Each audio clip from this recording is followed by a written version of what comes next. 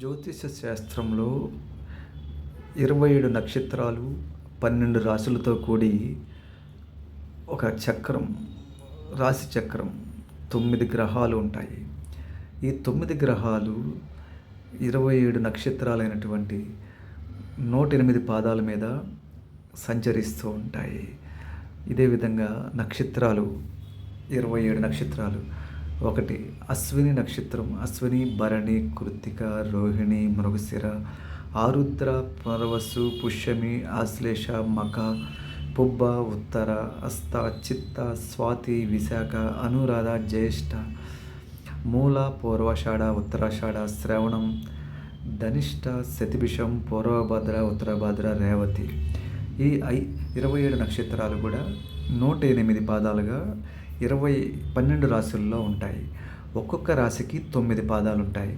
రాశులు 12.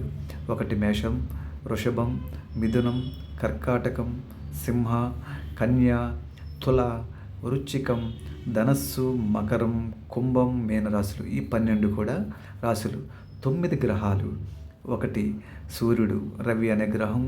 2 చంద్రుడు, 3 కుజుడు, 4 బుధుడు, 5 గురుడు, 6 శుక్రుడు, 7 శని. ఈ 9 గ్రహాలు 2 ఛాయాగ్రహాలైనటువంటివి రాహు, కేతు అని. ఈ 9 కూడా గ్రహాలు ఈ 108 పాదాల మీద 27 నక్షత్రాలు ఉన్నాయి కదా, 27 నక్షత్రాల మీద 108 పాదాలుగా ఉంటాయి. ఒక్కొక్క రాశిలో 9 పాదాలు ఉంటాయి. ఈ ఈ 12 రాశుల్లోని ఈ 9 గ్రహాలు సంచరించేటప్పుడే మానవ జీవితం మీద పూర్తిగా ప్రభావం చూపిస్తాయన్నమాట. మనిషి ఈ 27 నక్షత్రాలు ఒక్కొక్క గ్రహానికి కొన్ని సంబంధించినవి ఉంటాయి. అశ్విని, మఖ, మూల నక్షత్రాలు కేతు గ్రహానికి సంబంధించినవి. భరణి నక్షత్రము, పుబ్బ నక్షత్రము, పూర్వాషాఢ నక్షత్రాలు వచ్చి శుక్రుడు సంబంధించిన నక్షత్రాలు. అదేవిధంగా కృత్తిక, ఉత్తరాషాఢ నక్షత్రాలు సూర్యుడికి సంబంధించినవి. అదేవిధంగా రోహిణి నక్షత్రం, రోహిణి, హస్త, శ్రవణ నక్షత్రాలు చంద్రుడికి సంబంధించిన నక్షత్రాలు. అదేవిధంగా మృగశిర, చిత్త, ధనిష్ట నక్షత్రాలు ఇవి కుజుడికి సంబంధించినవి. ఆరుద్ర, స్వాతి, శతభిషం ఈ 3 కూడా రాహువుకు సంబంధించిన నక్షత్రాలు. అదేవిధంగా పునర్వసు, విశాఖ నక్షత్రము, పూర్వభద్ర నక్షత్రము ఇవి గురుడు గ్రహానికి సంబంధించిన నక్షత్రాలు. అదేవిధంగా పుష్యమి, అనురాధ, ఉత్తరభద్ర ఈ 3 కూడా ఇవి శని గ్రహానికి సంబంధించిన నక్షత్రాలు. అదేవిధంగా ఆశ్లేష, జ్యేష్ఠ, రేవతి ఈ 9 నక్షత్రాలు ఒక్కొక్క గ్రూపుగా 3 గ్రూపులుగా చేయబడతాయి శాస్త్రంలో చెప్పినట్టుగా. ఈ విధంగా 9 గ్రహాలు కూడా ఈ 9 గ్రహాలకు సంబంధించినవి. ఏ గ్రహం ఆ సొంత నక్షత్రం, స్వనక్షత్రం అంటారు. నాశి ఒక రాశి ఉంటుంది. 12 రాశులు కూడా ఈ 3 చెప్పాం కదండి, 3 రాశులు ఈ 3 భాగాలుగా చేసినటువంటి 27 నక్షత్రాలని కూడా 3 భాగాలు చేసాం.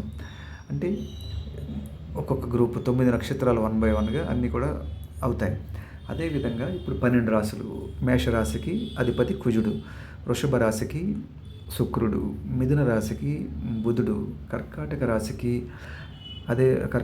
చంద్రుడు, సింహరాశికి రవి, కన్యా రాశికి బుధుడు, తులారాశికి శుక్రుడు, వృశ్చిక రాశికి కుజుడు, ధనుస్సు రాశికి గురుడు, మకర, కుంభ రాశులకు శని, అదేవిధంగా మీనరాశికి గురుడు.